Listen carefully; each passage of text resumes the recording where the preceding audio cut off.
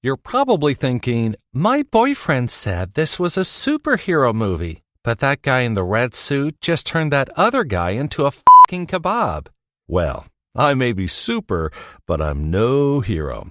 And yeah, technically this is a murder, but some of the best love stories start with a murder.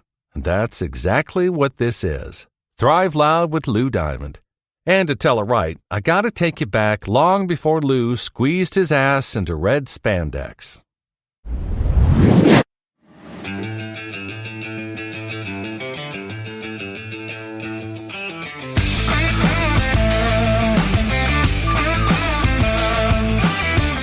It's time to take an inside look at those that are taking their lives, their businesses, and their passions to the next level. Get ready to thrive loud with Lou Diamond.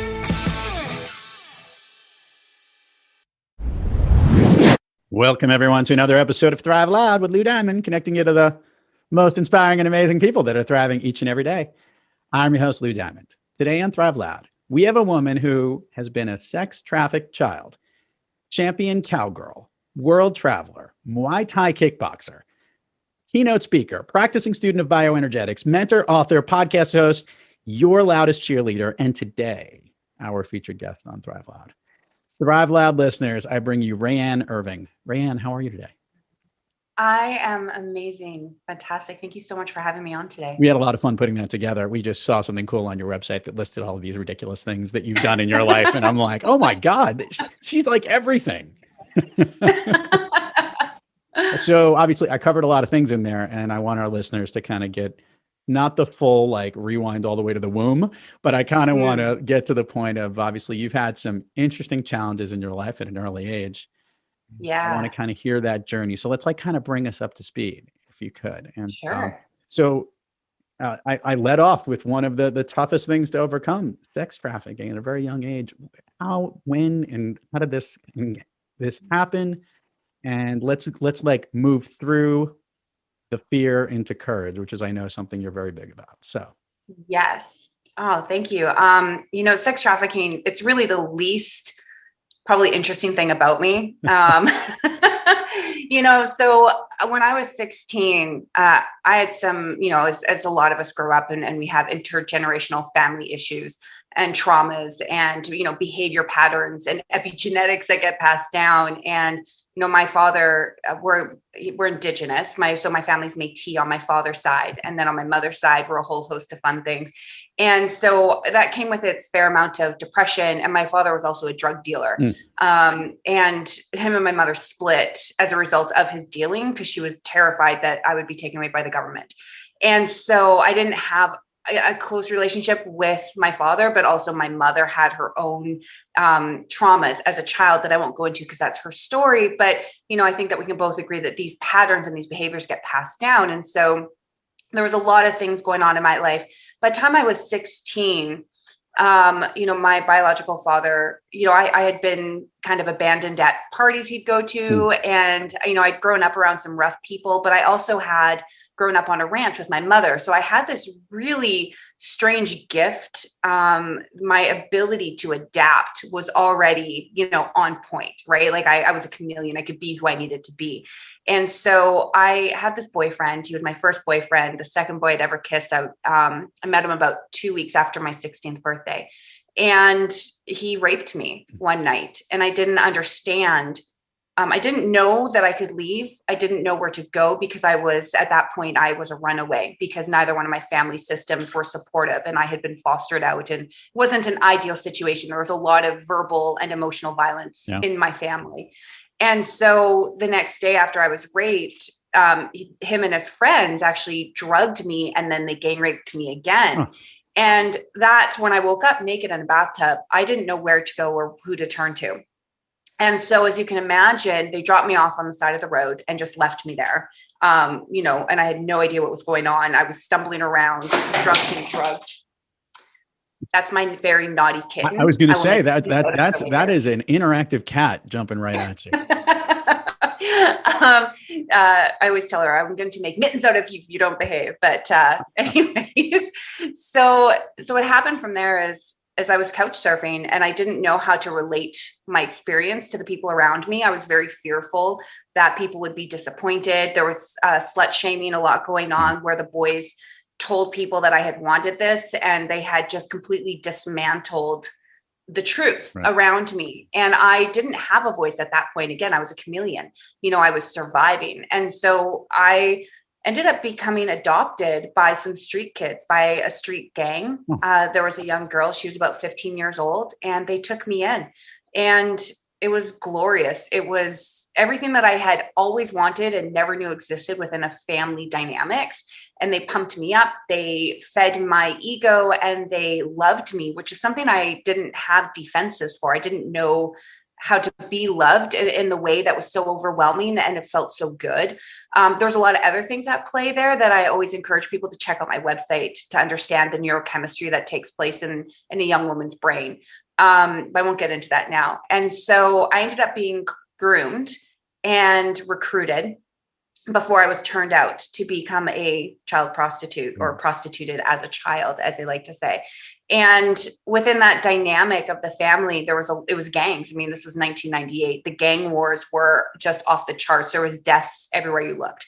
And I ended up getting kidnapped by another pimp during this time. And so right when I thought I was ready to leave the streets, I got picked up by the infamous serial killer, Robert Pickton. I escaped him. I had a run-in with the boyfriend who raped me. And so all these things were going on. And I was like, I need out. And then the one day I decided to get out, in the apartment buildings that we were living in, there was also this Russian drug dealing gang there. And they were upset because of the amount of parties that we were having at the time, with drawing a lot of heat and attention to us. And so they did a home invasion, the Russians did, on our gang, and they kicked us out into the streets. It was that or death. And that was the night that I turned a trick that ended up getting me kidnapped by another pimp. And so I ended up getting locked in a basement for a couple of weeks with this other pimp and another one of the young girls. She was only 14 that I was working with. And from there, I had some other gangs trying to purchase me from him, but he was part of the Punjabi gang. And so that was a big drug dealing gang back then. And he was out of his mind on drugs. So he would come home and threaten to kill us. And he would beat up, the other girls in front of us to keep us in line. He'd put a noose around my neck and some knives, like hot knives that you would use to smoke pot, up against my face. And I wasn't on drugs myself personally. I wasn't drunking. I wasn't doing drugs, anything like that. This was just circumstantial. And so I took this trick this one time, and I went from, rape to prostitution. I'd never really known what sober, consensual, loving sex was at this time. And I'm only 16. And so I took this trick, and the trick wanted to perform oral sex with me, which is something I hadn't experienced since the night I was first raped by my very first boyfriend. So something inside of me switched, and I can't explain what happened, but I went from feeling semi in control over my body to, when I had an orgasm against my will, to feeling completely unbelievably betrayed. And this led to this incredible depression that eventually caused me to give an ultimatum to my pimp and said, either you are going to throw me in a dumpster because you're going to find my body because I'm going to kill myself, or you're going to have to call the paramedics, because if you leave me alone for a minute, I'm going for a knife. And so he cut me loose. And that very night that he cut me loose, I was really excited. And I ran into some friends that were with another madam. The 14-year-old had ran away and gone with a madam. And they were like, hey, let's go have some drinks and party. And I was like, yeah, it's great. I don't have a pimp. I can do what I want. I'm 16. I was so inexperienced, so naive. And I'm like, yeah, let's do this. And then the pimps that have been trying to purchase me from my previous pimp, they saw me and they issued what they call a charge on me. And so a charge is where it's exactly like getting a ticket from a cop or the government, right? You pay up or else kind of idea. And they issued this false charge on me, and they broke my nose, dislocated my arm, beat the shit out of me in front of the cop station. Yes. And they made me, it's called choosing up. So they forced me back into the life. And so I went back into the life. And from there, I got picked up by some police. And the cops weren't any help. I was beat up 16-year-old kid and they were like, yeah, whatever, throw it back out on the streets. So I ended up, they dropped me off in a different part of town. So I was either going to get beat up by my pimps again, because they'll think if you've been gone that long that you've rided them out, right? Or I was going to make a run for it. And I made a run for it. And I got involved with another gang, the Ugandan gang. And then a home invasion came in, they like shot the place up. And I was like, you know what? I've been picked up by a serial killer. I've been raped. I've been kidnapped. I've been beaten. I was like, my nose still hurts. I was like, I think I'm going to like exit left center stage now. And I called this local chapter, this youth organization. And I just said, listen, can you guys come pick me up? Because I need out. And a week later they did. And that was my exit from sex trafficking. So what I love about the part of the story was that you said that this was like the little part of the story of all the things that you have between Russian gangs, Punjabis or Ugandans. I'm just sitting. All of the above. Serial killers. Okay, so I'm gonna go in a direction that I know you're not thinking. At that moment in time, did you have an appreciation for the fact that you're still here? You survived that. I think that, my father, my biological father, Craig, he's gone now. But he used to say, we never worry about you, Rayanne, because you're just always okay. And because I was so independent as a child, my mom, we had she had the finances to give me horses and a ranch, but I was very independent. I had always been on my own. And so my appreciation for life at that time, I was in survival mode, but I don't think I knew any different, to be honest with you. It was just, you just trudge through, you just pick up your socks and you keep going, because, there's just always something better on the other end. And, I think that there's a story that Brene Brown tells in her book, the leadership book. And she says, there's a man that talked about how the difference between faith and hope. And I didn't have hope. And I've been asked that a lot. And I said, no, I didn't have hope. I never thought about that, but I had this internal faith that I had been raised with, that I was 100% independent and always capable, like my source of joy and light and love and entertainment got me into a lot of tough spots, a lot of trouble, because I would just blindly jump into things, but my faith in myself, my ability to exit those situations, it was that same love, that same independence, that faith that also always carried me out. So I think that for me, that it was faith, not hope, and just perseverance and resilience. It's going to sound weird, but maybe there was an advantage to being young and not knowing and having the perspective and the hindsight that you do today, that you might absolutely look back with all of that. First of all, thank you for sharing all that, just for our listeners, and for to set the stage for, every year, all these sports leagues, they have what they call the comeback player of the year. Mm-hmm. So as I read in the bio, and we got a little hint, obviously, because you grew up on a farm, and I'm guessing that's where the Cowgirl stuff came from, but I'll get to that in a minute. Look at all these things look at where you had to start from, and what you've been able to layer and accomplish from that. It's going to be a weird question that I'm going to go back to later, but you were now how old at this point when you've now left this world? I was 16, bordering on 17 when I exited sex trafficking. That's, by the way, that's one heck of a sophomore and junior year of high school for most people. When you were out, what did you want to do at that moment? I wanted to not be killed. I left with a lot of fear. I owed money, according to the pimps, and people were looking for me. And so I had a lot of PTSD. That's not what it was called. That's not what anybody told me it was. I was told by doctors to never speak about what had happened to me, especially not if I ever hoped to be in an intimate relationship with a man. And so what I did is I lived in fear, and I actually ended up using drugs. I had a family friend who was told that, hey, he can help you. He understands, he knows, kind of what you've been through. And I was sent with him, and he ended up getting me drunk and tying me down to a 4-poster bed for a day and doing unspeakable things, and for a whole day. And so after that, that's actually what twisted me into find a release, because the doctors had abandoned me. My family didn't know how to cope. And then the family friends that I was told would get to help abused me. And so I actually turned to smoking heroin in order to cope. So that was what I did the first year out. Is I think that heroin probably saved my life, to be honest with you. As it was an escape for something to just kind of deal with all the shit that you had to deal with. Yeah. I mean, when you think about trauma, when your body becomes the least safe place in the world, right? When everything triggers a memory and you don't have the tools to be able to process any of this, it's like living in a kaleidoscope and it never stops shifting. It never stops circling and you can't grasp what's going on around you. But you have all these people that have expectations and they're fearful of their own impact and their lack of support in your life. And so they place these demands upon you that you don't know how to meet them and you don't want to hurt them, right? Because at that point, you've lived giving everything over to everybody else, and taking on the responsibility. So I took on the responsibility of what happened to me in an almost catastrophic way, in a way that was so detrimental to my mental and physical health that the only way for me to be able to handle what had happened was to smoke the heroin, because the heroin made my body feel safe again. And it allowed me to have a central focus where nothing mattered except, I need to save up enough money in order to buy a couple of points of down, is what we called it. And so that became the central focus of my days for about 8 months. Rayanne, where was it? Where was this?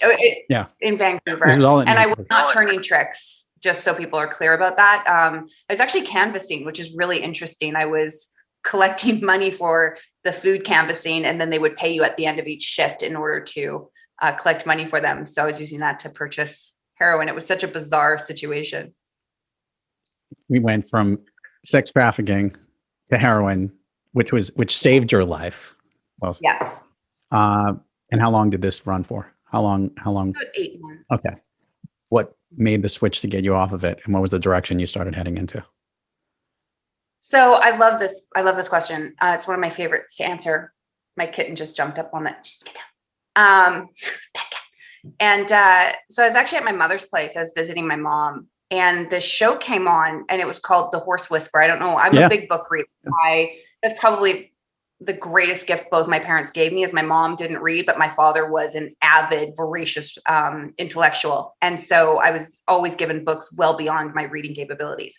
But anyway, so at 16, I'd read the book, The Horse Whisperer, and the movie came on TV one day. And I just remember, and I was going through withdrawal at the time. I was trying to wean myself off of heroin, and nobody knew that I was addicted, by the way, except my dealer and my best friend.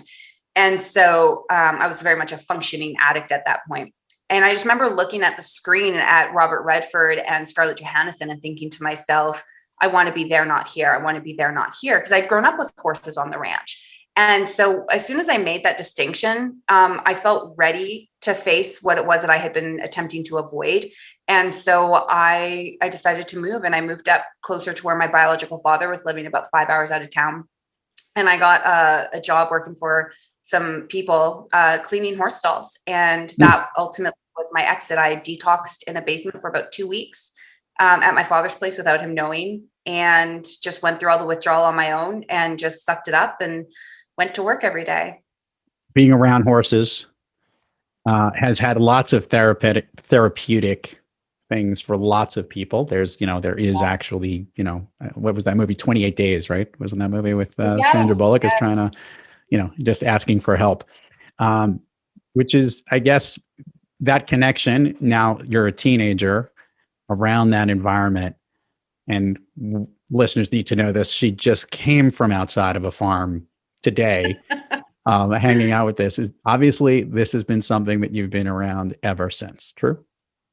Yes, I could actually ride before I was born, before I could walk. My mom carried me. My mom had horses when I was growing up, and she carried me right up 9 months pregnant with my little nose smushed against a saddle horn. And then, it was the 80s. So after I was born, she used to put me in this homemade backpack and go riding with me on her. So, and I have pictures, like I said, I could literally ride before I could walk. So it was just something I was born into. It's an innate talent that I'm so blessed. I was so blessed to be able to have that as part of my upbringing. And so, I shifted into horses again. Horses, actually, it's really fascinating. Horses have, I believe it's 5 feet. They're the energy of their heart, the magnetics of it if you step within 5 feet of a horse, their heart energy will actually soothe your own. And I think that's why so many people who carry mental and physiological and emotional imbalances gravitate towards horses, is because of their physical ability to make you feel better. And it's a scientifically proven fact. So it's kind of cool when you think about it. So I won't go into the competitive cowgirling, because that's the title that was in there, which I'm sure was part of being around that. Where I wanted to go was that you're a Muay Thai kickboxer. Kickboxer, yes. When the heck did that happen? So I had always been fascinated by kickboxing, but it wasn't until I was 32, 33, when my partner that we were doing the horses together, we were building a life together, we were moving in together, and he died by suicide. I was away at a horse show, and it's a long story, but I was away at a horse show and he took his life in the horse barn. And the horses had been my safe place, because that's where I went after I exited the streets. And it's where I had been striving towards. It's where I had spent my life building a profession around. And I worked so hard for it. And then when I met him, he had children and I didn't have children. And so he became my home and my family. And we were sharing our business together, because he was also a horse trainer. And we both team roped, and we used to wake up in the morning and drink coffee and talk, and then ride all day and rope all night and work cows. And, it was everything you could ever ask for in a best friend and in a partner. And when he died, it turned the safe space of the horses into this raging, burning inferno. Like I didn't know how to be there, because now my safe space was so painful for me. And so I took up Muay Thai kickboxing, and I needed something physical to be able to put all of my grief and my passion. And I needed something outside that was greater than me to master, in order to feel like I had some kind of control over my life at that time. And I still didn't have the emotional tools to process, emotionally what was taking place for me. So I threw all my energy and effort. So I would wake up at 6 o'clock in the morning. I'd go for a 7K run. And then I would go for like a 2-hour training session. And then I would go for a lunch hour training session. Then I'd go to work and I'd ride like 12 horses, 16 horses. And then I'd drive back for a night session, and I'd train for another 2 hours. And it was really just avoidance issues. I mean, when you think about it, right? I was like, I'm going to avoid all my stuff. But there was something so honorable about Muay Thai and the technique. And I'm just a junkie for technique. Yeah. And to be able to master your body in that aspect, and to find clarity and peace, there was silence in Muay Thai for me. And I loved that. And so I ended up selling all of my stuff and burning my business to the ground, and went to Thailand for 5 months and fought. Oh my goodness. You're literally like one of those movie characters that it was like an absolute extremist. That's like everything I know. Yeah. We skipped over this, but you did mention, obviously, that moved from the being recommended to not talk about sex, or the sex trafficking components, to eventually having a relationship with someone intimately.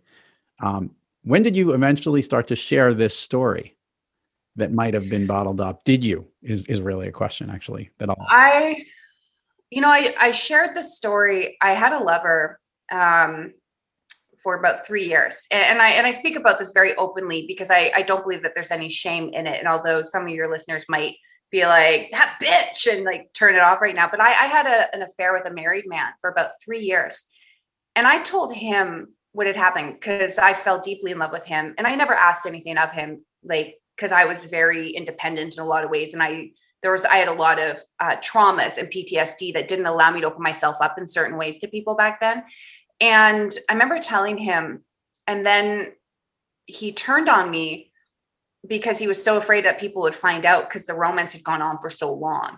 And I remember him saying to somebody who I thought was my friend, that he goes, "Oh, do you even believe that story she tells?" And he didn't know that I had been trafficked. He just knew that I had been raped. Yeah. And he goes, "Do you believe that story she told about being gang raped?" He's like, no one talks about that kind of stuff openly like that. And this other person replied back, because I was privy to the messages. They said, "Oh, I think she's been telling that lie for so long that nobody, or that she believes it now." Huh. And I remember like the betrayal that came from that. And I was like, whoa, it like that just validated what the doctors and everybody had said, that I would be rejected in some form. And it did take me a couple of years to realize that he was doing what my very first boyfriend had done to me, which is he was creating and fabricating a story so that the finger wouldn't be pointed at him, because my lover had actually raped me, which is why he was at the end of our relationship. And so that was actually the turning point for me when I recognized, I was like, whoa, there are some patterns in my life that I'm constantly reliving, and I need to understand why that is. And so I tell you that story, not to shame him, but to say that was this dawning realization that I had some behavior patterns and some inability to comprehend my experiences and the way that it was causing me to repeat them, in different forms and different ways over the years. So this is what my mind does, Rayanne. As we go through these conversations, I listen and I try to pick out trends, and I try to pick out things that highlight, obviously, the challenges, the world, the superpowers that people have that maybe we don't get to see. But a lot of those things are made up of the things that happen to us at different stages, or the experiences that we have. And for most listeners here, you're right. Having been sex trafficked, having done heroin to save oneself, finding therapy within horses, finding ways to release stress or escape from the world by literally becoming a Thai kickboxer, and escaping.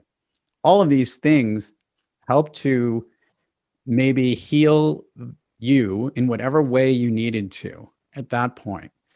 absolutely. There's not a great movie, but there's some karate movie that does this all the time. It uses the literal analogy of a caterpillar coming out of a cocoon and then turning into the amazing butterfly that life is.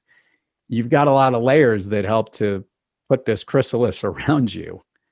And you had different moments of breaking out. And I'm looking at what you're doing today, of what you're a student of, BioEnergetics, that you're a mentor, that you're a writer, you host a podcast show, you are championing others to help go through these things. No one ever wishes ill will, bad situations on anyone. But there might be a gift in everything that's happened to you on those early stages. Would you agree? Absolutely. I wouldn't change a single thing that happened to me.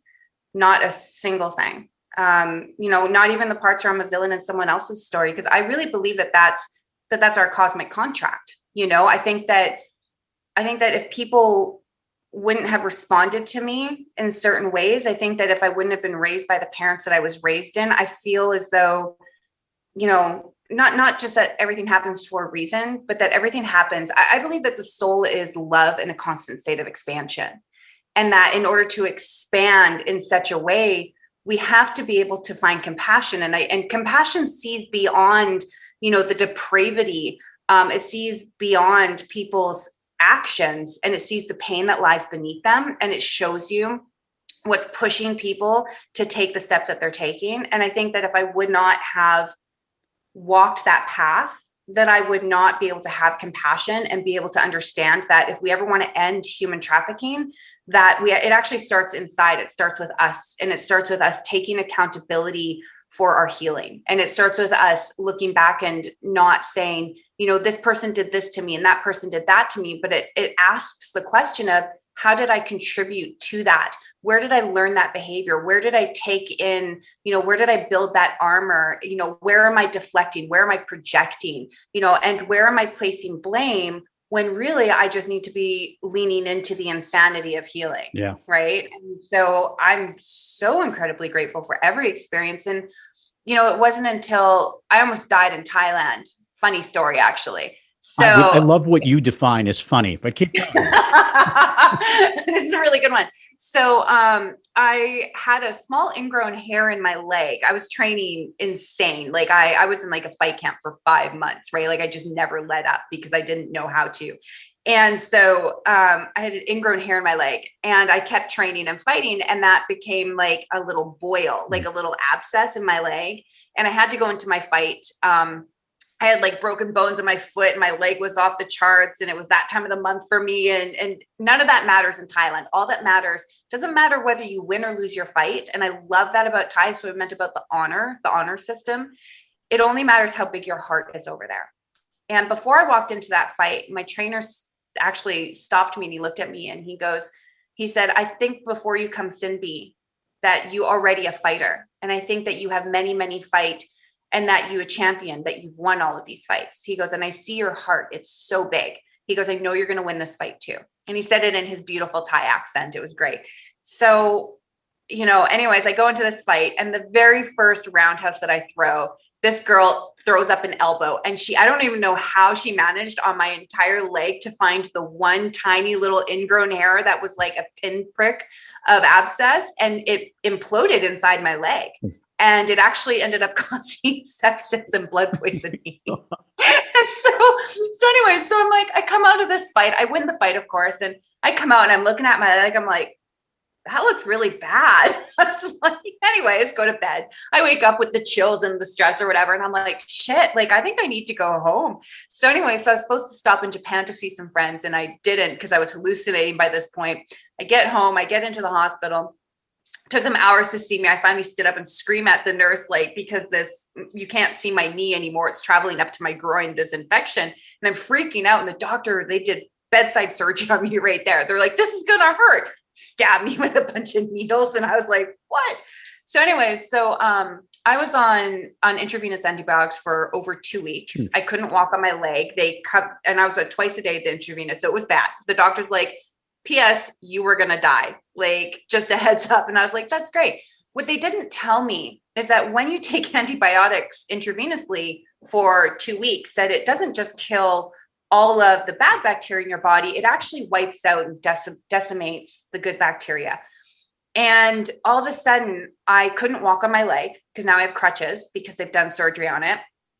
And so what's been my one escape? How have I been dealing with life this whole time? I've been running, right? Using my physical prowess in order to achieve, mental clarity. Can't do that anymore. So I ended up, and then the microbiome, my microbes, everything was wiped out. I had no immune system. I had nobody driving anything. So now I fall into a really bad state of depression. And it was in that depression that I stumbled across neuroenergetic kinesiology. Which is classified as specialized kinesiology because there's so many different aspects of it. And it was through the specialized kinesiology that I began to truly seek out my triggers and my traumas. And I began to truly actually repair all of the things that I had been compensating for my entire life. And so, I think that without Tom's death, without starting at Muay Thai, without, another near-death experience of my own, and I've had plenty of them, that I wouldn't be where I am today, and I wouldn't have gotten my start into the neuroenergetic kinesiology that is now such a huge passion for me. Thank you for bringing it all forward here and all the stuff that has happened, right? Because this is, I was going to say, hit the fast forward button, get us to today, because this is the work that you're doing today. And again, thank you for sharing with us and the listeners. I mean, I look at it as you're not someone that's only that has only survived, but you've managed to thrive at each of the levels of what you do. And yeah, you're probably right. Of course, you're going to win that. Your heart is bigger than most because it's literally experienced so much that every little step of whatever that is only making you stronger, which is why you thrive more than just survive. I'm actually going to step you back really quick. It's not that it made me stronger. And people, and I get asked that a lot. They're like, wow, you're so strong. And I'm like, no, strength is not what got me through anything.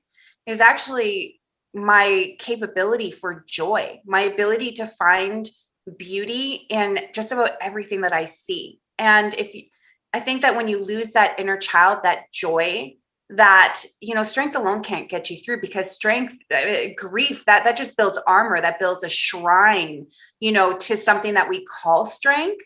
But the strength is not what got me through. The strength is what was built in the process. It was my love and my joy and my ability to forgive that actually carried me forward. And so I'm going to play a little counterpoint on you. I actually think what strength is is our ability to embrace all of the things, all of the emotions around us, all of the feelings we have, everything, and be able to harness that to make us into huge, powerful souls. And it is those amazing souls that have taken all of that are those that thrive loud. And those are the ones that take things to every next level. And through spinning fear into courage, through taking bad experiences into good, through embracing all of it, the good, the bad, the ugly, it is that stuff. That's the fucking shit that we love to connect with. And that's what really makes us strong. I think, one of my favorite sayings, and it's my own, but it's just that, trauma, it didn't damage me. I am not damaged. I was not damaged by what happened to me. I was changed by it. And in that change, I never needed recovery, which is what most people speak to or think that people like myself, after what we've experienced, need, is that we need recovery. No, what we need is discovery. Yeah. We need to go and discover who we are and why we tick the way that we do, and just the ways that we can use our experiences to empower others and to help them see the magnificence of their own journey. And so that's what I'm all about. And that's how I moved into now advocation. And so now my title is a lived experience advocate and ally to help end sex trafficking. So I love asking this one question of the superstars that come on this program. And I'm hoping, Rayanne, this is an interesting one. Needless to say, even today, with all the stuff you got going on, most days you're thriving. But yet we all know we have days when we're not quite on our game. When you are a little off your game, or your cat's jumping off and knocking things behind you, or your dog, I think your dog also ran through a couple minutes ago. Yeah, I have a Connie Corso. She's my service dog. Oh, awesome. What practice do you seek, or what individual do you seek out to get yourself back on the thriving track? I can honestly say it really depends on what I'm going through. I have practitioners that I go to. So I have people who do what I do from specialized kinesiology. I go and see my good friend, Denise Cambiotti, or I go, my spirituality practice is through shamanism. Mm-hmm. And so I go and I see my shaman, who I'm a student of. I also have my Reiki. I have my Karuna Reiki. And so I contact her, or I pick up a book, or I watch an incredible movie, or I go ride horses, or I go for a hike. I mean, there's just, in order to understand burnout and so how not to reach it, I think that we all need fail safes. And so it depends on what I'm facing in that day. I just did 2 back-to-back BioEnergetics sessions that I haven't done in a long time, in order to confront my self-abandonment and the abandonment and betrayal childhood traumas that I had been running from. So I think on any given day, you could ask me something, I'm going to give you a different answer. I like it. A little bit of flexibility, and not surprising considering we've got somebody that has covered the gamut and everything you've done. Things that I do. Exactly. Yeah. I'm so fortunate. So let's do this. Let's do the admin part of the show. Share with the listeners all the places people can find you, websites, URLs, social medias, links. We will put it all in the show notes, but it always gets way more engagement when they hear it directly from you. Pretty simple. Everything is just Rayanne Irving. And for our listeners, RAYANNEIRVING. There we go. Yes. And I am most active on Instagram. That's my favorite place to hang, is Instagram. Excellent. Well, we will make sure to put a lot of things over there when this episode drops. Thank you. Permission to go down Fun Street. Yeah, definitely. All right. Let's do it. Share with the listeners. You shared with me 2 movies that are in your top movies of all time. Can you share? Do you remember what they were? I love asking people that question because then they feel fun. I have so many. I'm such a movie freak. I love all movies. I would definitely have to say, if you're a kid, Wild Hearts Can't Be Broken.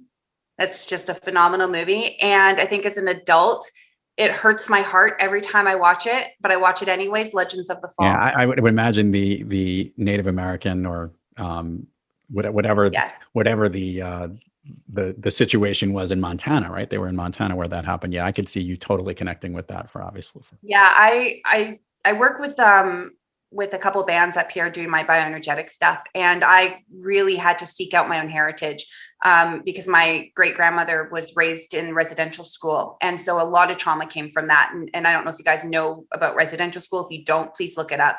And so trauma gets passed down through epigenetics. Yeah. And so, in order to learn about my heritage, I had to do some deep diving. I had to dive into the culture and listen to my own blood and my own memories and learn about it. And it's been such a beautiful journey getting to be in touch and to learn about my heritage, because I wasn't raised with it. It was something I came into much later on. So that's why I love, I love a lot of things. I love a lot of different movies. You can find them on the website if you want to know what it is I'm listening to, watching, or reading. That's awesome. All right. Are you ready to do Fun Street with me here, Rayanne? I think you are. I don't even know why I'm asking for prep for anything. After learning everything there is to know about you, there's nothing you can't. And by the way, I do want to hit this. The way this will work is I'm going to ask you something. I want the first thing that comes to your mind. These are things, that could be scary, but okay. These are things that lift you up, that make you feel good, that motivate you, that possibly make you thrive. Okay, ready? Okay. A song you love to hear, or one that pumps you up. I'm totally drawing a blank. One that pumps me up. Probably some gangster shit that I used to listen to before I'd go out to go party. Like Tupac or something. A favorite food that's not a dessert. Indian food. A favorite. Hold on, I'm going to drill down more. Any specific dish in Indian food? I'm going to be so fucking cliche right now. Definitely the butter chicken. Like, that is just my jam. Okay. It's just like yummy in my tummy. A favorite dessert. Favorite dessert. Coconut ice cream. An activity you wish you did more of. Ice skating. An activity you wish you did less of. Nothing. If I could snap my fingers and you can go anywhere in the world, where are you? Traveling the whole thing. Does that count? The whole globe? Can I hug the globe? You can hug the globe. We would love to hug anything these days, right? So hugging is totally around. You be anywhere, the world traveler that you are. Now I want to go by this. And this is the question I've been dying. This story is amazing.